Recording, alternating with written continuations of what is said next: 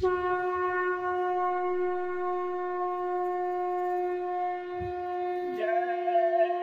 गुरुदेव। जय गुरुदेव।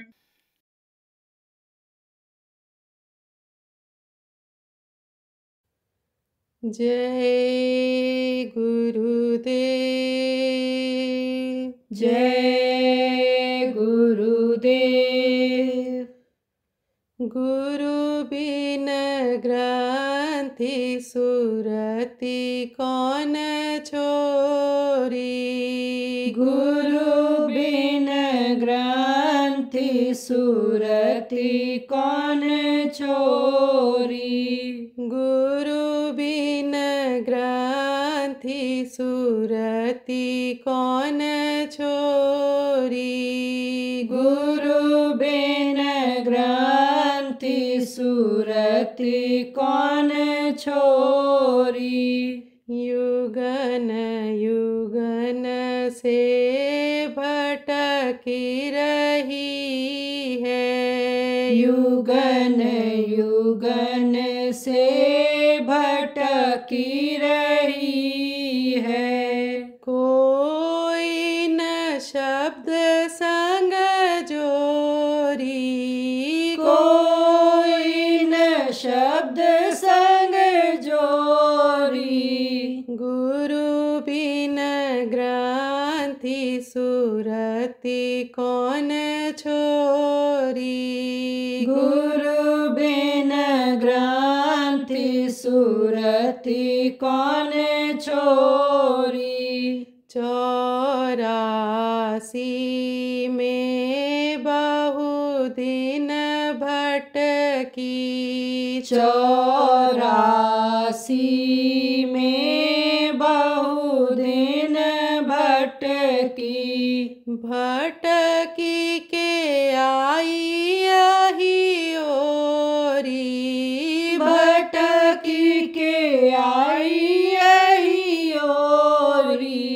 गुरु बिन ग्रंथि सुरति कौन छोरी। गुरु बिन ग्रंथि सुरति कौन छोरी। अब की नरतन मिला भाग से। अब की नरतन मिला भाग से। मिली नाम की डोरी। मिली नाम की डोरी। गुरु बिन ग्रंथि सुरति कौन छोरी। गुरु बिन ग्रंथि सुरति कौन छोरी। सतगुरु जय गुरुदेव बताए। सतगुरु जय गुरुदेव बताए। पार भई श्रुत मोरी। पार भई श्रुत मोरी। गुरु बिन ग्रंथि सुरति कौन छोरी। गुरु बिन ग्रंथि सुरति कौन छोरी। गुरु बिन ग्रंथि सुरति कौन छोरी। जय गुरुदेव। जय गुरुदेव।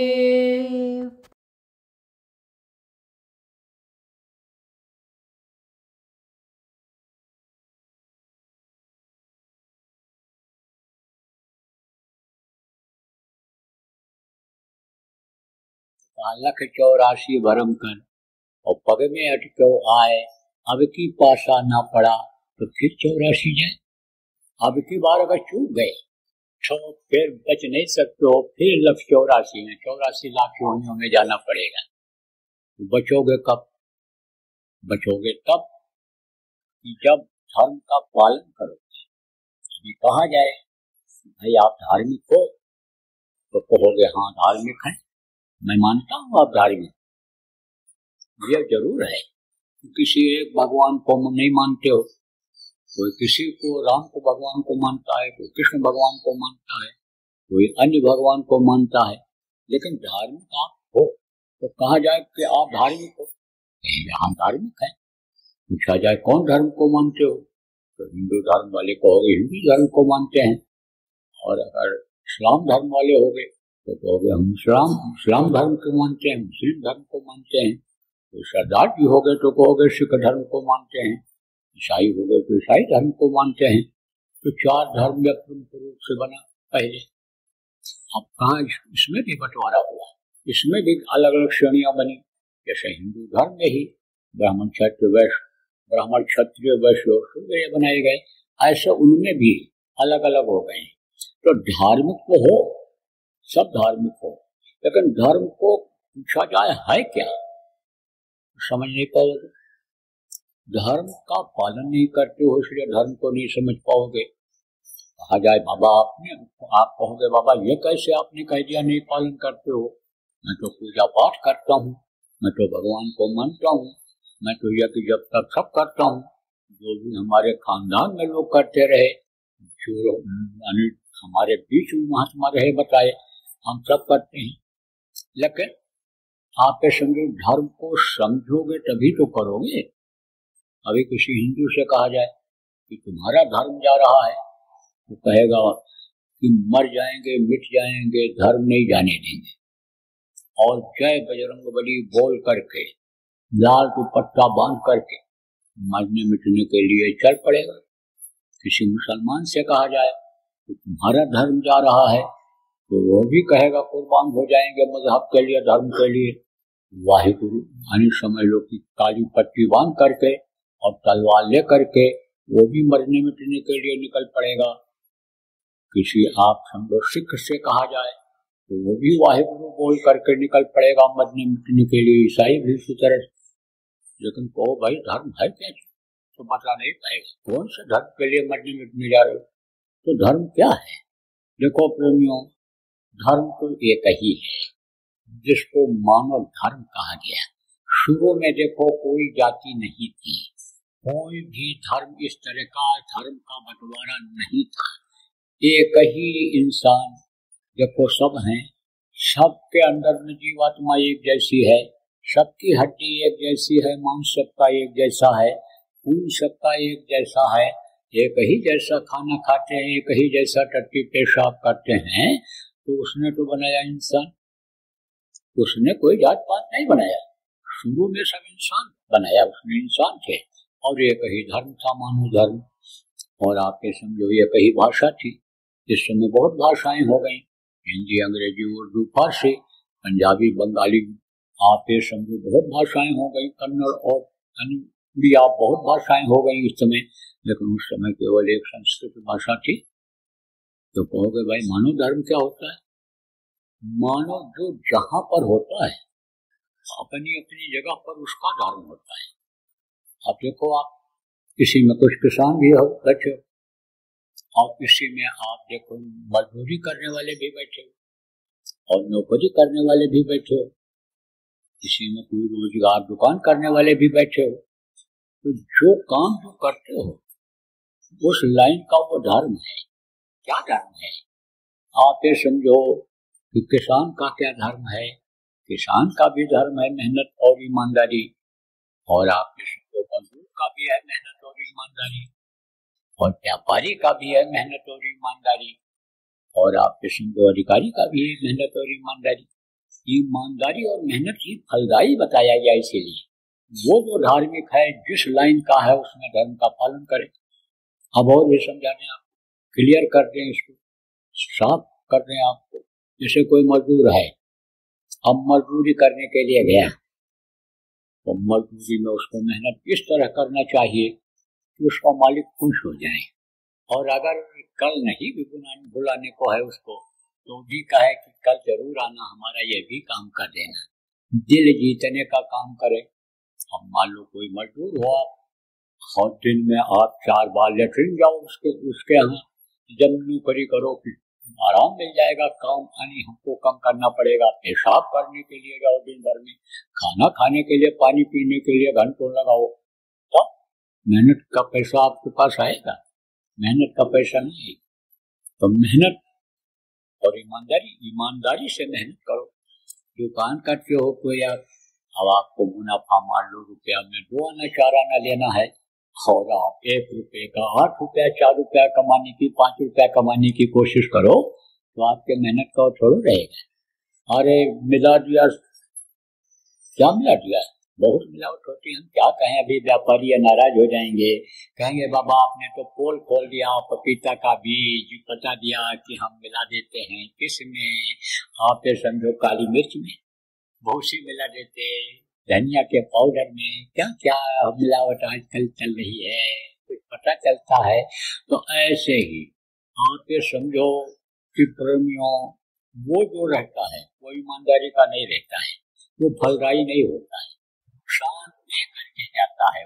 वो चीज नुकसान करके जाती है, बल्कि तकलीफ दे करके जाती है। देखो आजकल ठगी बहुत हो रही, लोग में लालच में डाल देते हैं और फिर ठग जाते। साम दाम दंड और भेद, ये 4 चीजें होती हैं। साम दाम दंड भेद, मोटी बात समझा दें आप। जैसे किसी को प्यार से कोई चीज समझा करके ले लो, बता करके ले लो, दिल जीत करके ले लो। एक होता है कि यानी खरीद करके ले लो उसको, एक होता है डरवा धमका करके। इसी तरह से ये समझो कि इसी तरह करते हैं और ठग लेते हैं। लालच में आए तो डरवाते धमकाते हैं। तो ये क्या है?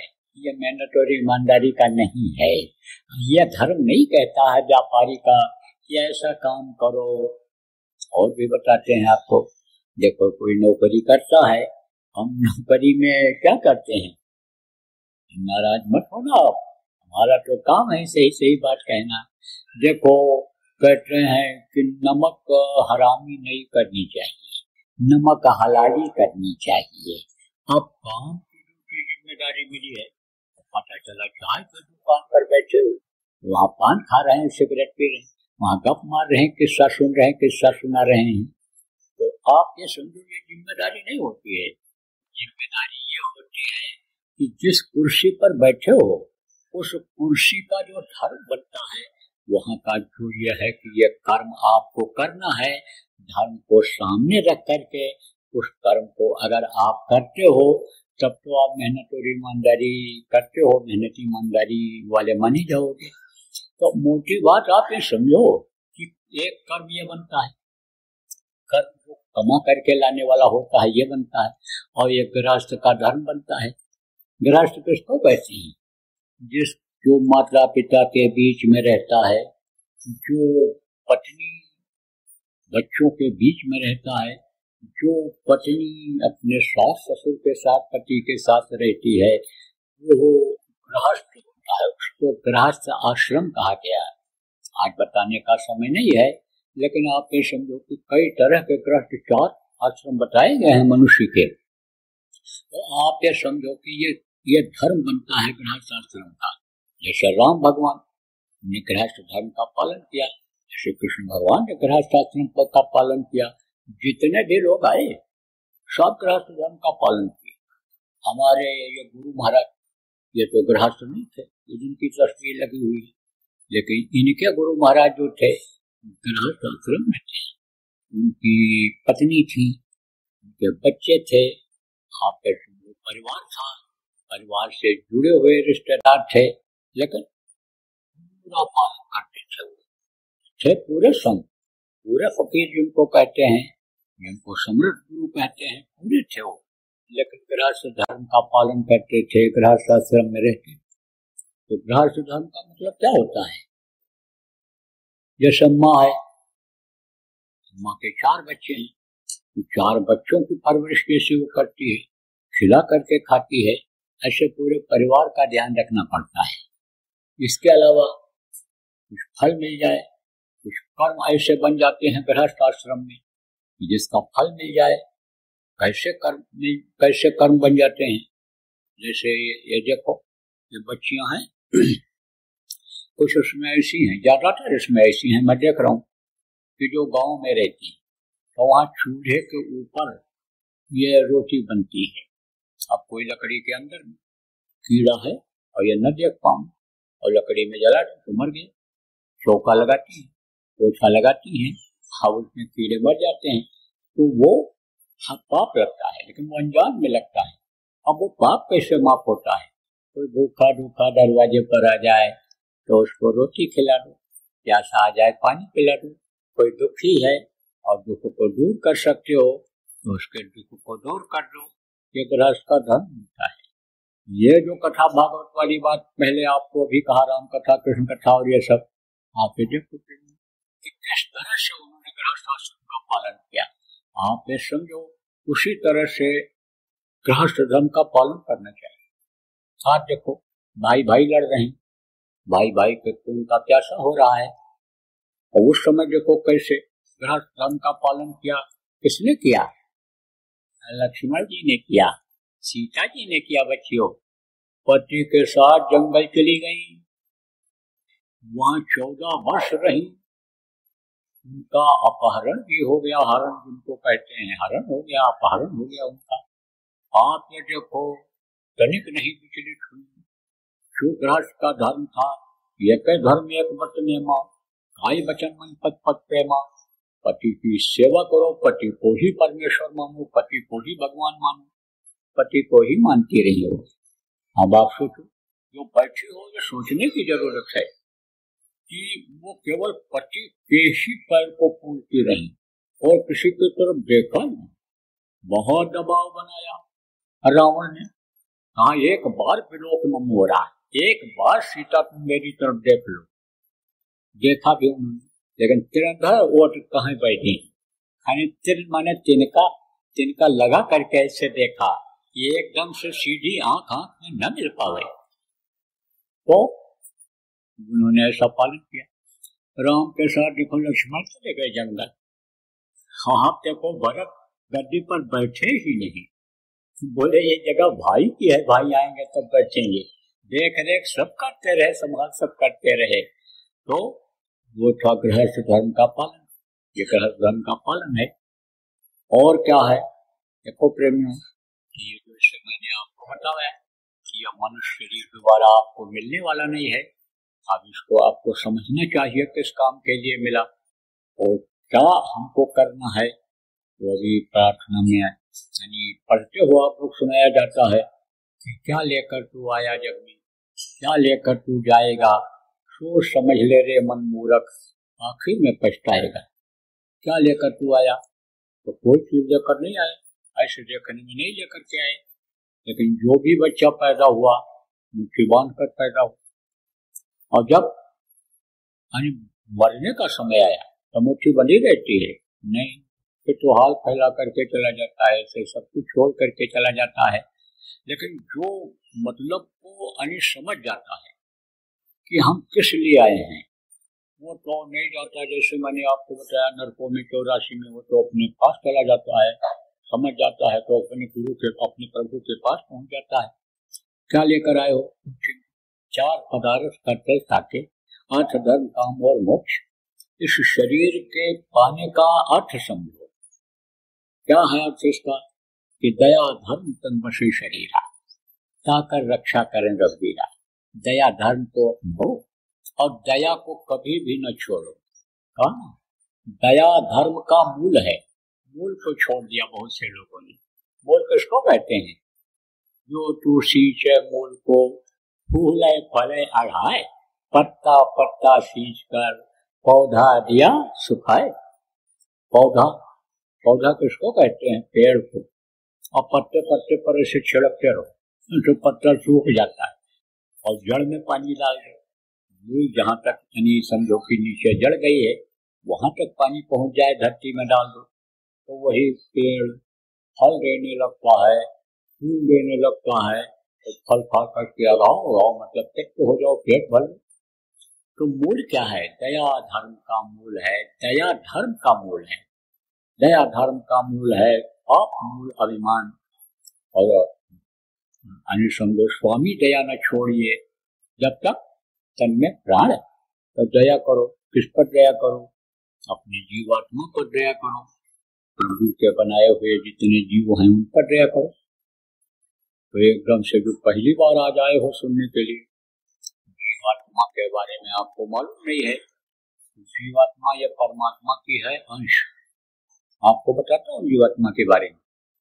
ये 5 महीना 10 दिन का बच्चा जब हो जाता है तब पेट में डाल दी जाती है जीवात्मा, और यही जीवात्मा की ताकत से बच्चे में हाथ पैर आँख कान ये सब यानी 5 तत्वों से जल पृथ्वी अग्नि वायु और आकाश से ये तैयार होते हैं।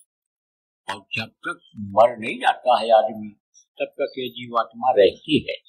और जब जीवात्मा निकलती है तो जिसके जैसे कर्म के बारे में बताया वैसे कर्मों के अनुसार जगह जगह भेज दी जाती है। पूरी कर्म अगर बना तो वैकुंठ में भेजी गई, और अच्छे और भी अच्छे कर्म बन गए और ऊपर लोकों में गई।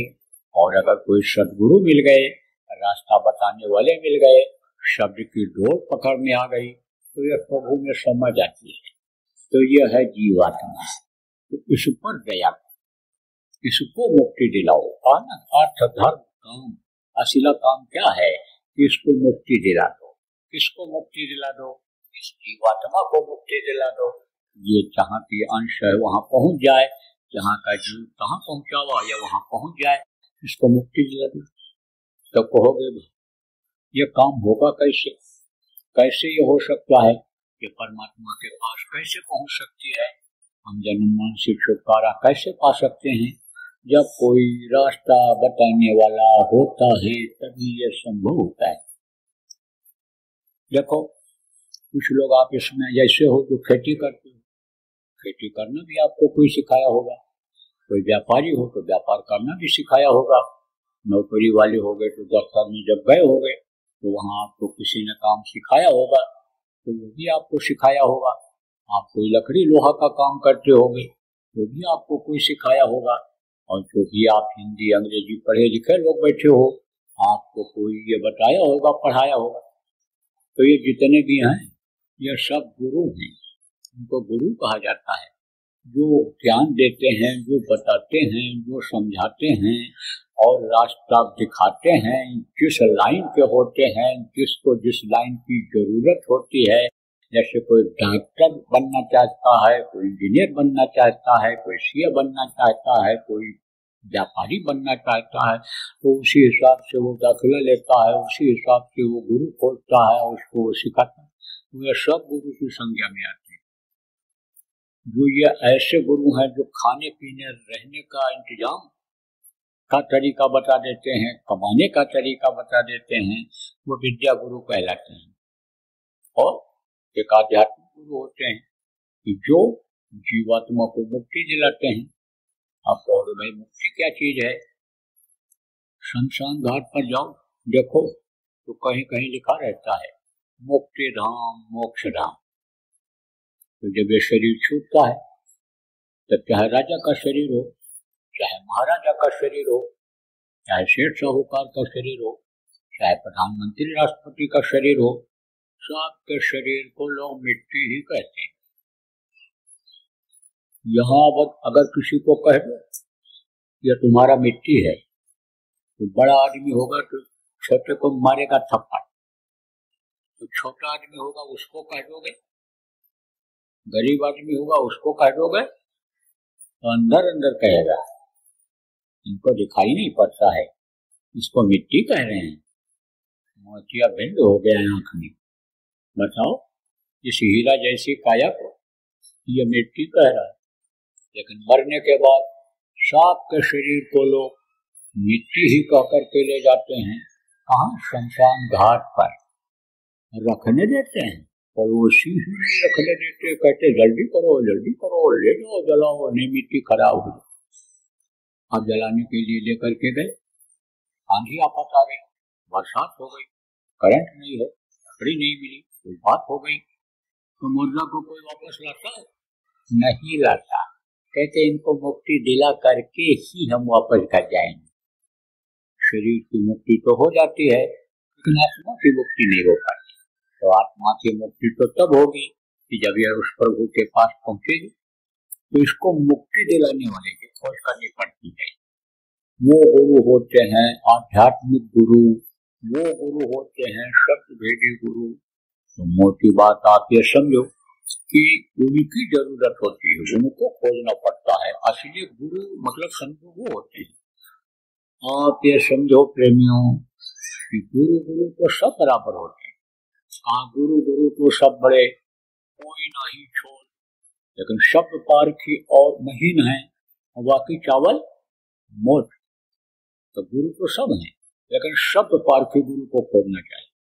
जब शब्द पारखी गुरु मिल जाए तब काम बनता है, तभी जन्मों से छुटकारा मिलता है, तभी नरकों से छुटकारा मिलता है। ऐसे ही गुरु के लिए कहा है कि गुरु बिन माला फेरते और गुरु बिन करते दान और गुरु बिन निष्फल सब क्या। जो वेद पुराण कहा, वेद पुराण में सभी लिखा हुआ है, वो सब बेकार जाता है। क्योंकि पता नहीं चलता है कि हम माला जप रहे हैं तो नाम किसका ले रहे हैं। मन कहीं दूसरी जगह पर है, माला हाथ में फिर रहा है।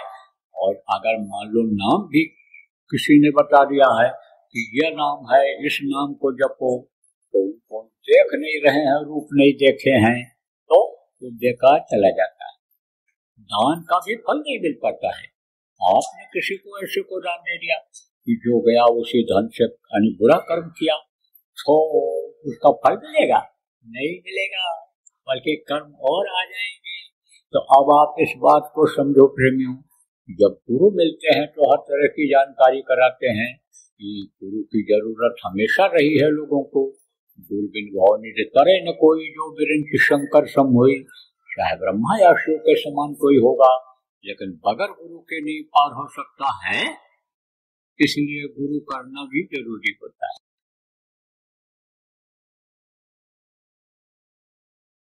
तो ये परिवर्तनशील संसार है, यहाँ बदलाव होता रहता है। इसलिए जो श्वास बचे हैं, जीने का समय बचा है, उसमें कुछ भजन भाव भक्ति भी कर लो, उसमें प्रभु को याद कर लो, प्रभु को पालो, प्रभु को अंदर में बसा लो। और नहीं तो फिर क्या लेकर तू आया जग में, क्या लेकर तू जाएगा। सोच समझ ले रे मन मूर्ख, आखिर में पछताएगा, पछताना ही हाथ आएगा। देखो बराबर साप्ताहिक सत्संग जो आप लोग करते हो, प्रचार प्रसार जो करते हो, ऋषि पूर्णिमा का भंडारा वगैरह या सत्संग वगैरह जो भी आप करते हो, इसको बराबर करते रहो। जनहित का भी काम करते रहो, लेकिन जीव हित का काम अब ज्यादा करो। आप जीव हित के काम में ज्यादा लगो। जीव हित का काम क्या है? जीवात्मा इस शरीर से निकलने के बाद नरकों में न चली जाए, काटी सड़ाई जाए, गलाई जाने लग जाए, यह फिर कीड़ा मकोड़ा सांप गोजर बिच्छू, यह पक्षी और ये जो वृक्ष हैं इन योनि में ना आवे, इनमें न तकलीफ झेलना पड़ जाए। यह काम पर अब ध्यान दो, आपके भी न फंसे और जो जीव हैं ये भटक रहे हैं वो भी न फंस जाएं। तो उनको रास्ता बताओ, लोगों को शाकाहारी बनाओ, नशा मुक्त बनाओ, नामदानियों को भजनानंदी बनाओ। इस पर अब ज्यादा जोर दो। अब ये समय आ गया, नहीं तो बज रहा काल का डंका, कोई बचने न पाएगा। बचेगा साधजन कोई जो सत्य लो लगाएगा, जो साधना करेगा, साधक होगा, उसी की बचत होगी। और नहीं तो खराब पर खराब समय आता चला जा रहा है, और उसका जो है आपको नज़ारा समय समय पर आनी आंधी तूफान के रूप में, जमीन फटने धंसने के रूप में, लड़ाई झगड़ा के रूप में नजर आ रहा है, दिखाई पड़ रहा है। जो पढ़े लिखे लोग हो आप ध्यान दो। जय गुरुदेव। नव वर्ष के उपलक्ष्य में परम पूज्य परम संत बाबा उमाकांत जी महाराज का सत्संग व नामदान कार्यक्रम 30 व 31 दिसंबर 2024 और 1 जनवरी 2025 को समय परिस्थिति अनुकूल रहने पर बाबा जय गुरुदेव आश्रम, जय गुरुदेव नगर, पिंगलेश्वर रेलवे स्टेशन के सामने, मक्सी रोड, उज्जैन, मध्य प्रदेश में होगा। ये वही बाबा उमाकांत जी महाराज हैं जिनका दर्शन करने, सत्संग सुनने और उनके बताए रास्ते पर चलने से इंसान के दुख तकलीफों में आराम मिलने लगता है। पूरी तरह से निशुल्क इस आध्यात्मिक कार्यक्रम में सभी जाति धर्म के लोग सपरिवार सादर आमंत्रित हैं। आप अपने कीमती समय में से थोड़ा समय निकालिए और परिवार, रिश्तेदार व मित्रों सहित पहुंचकर आध्यात्मिक व भौतिक लाभ अवश्य लीजिए। जय गुरुदेव।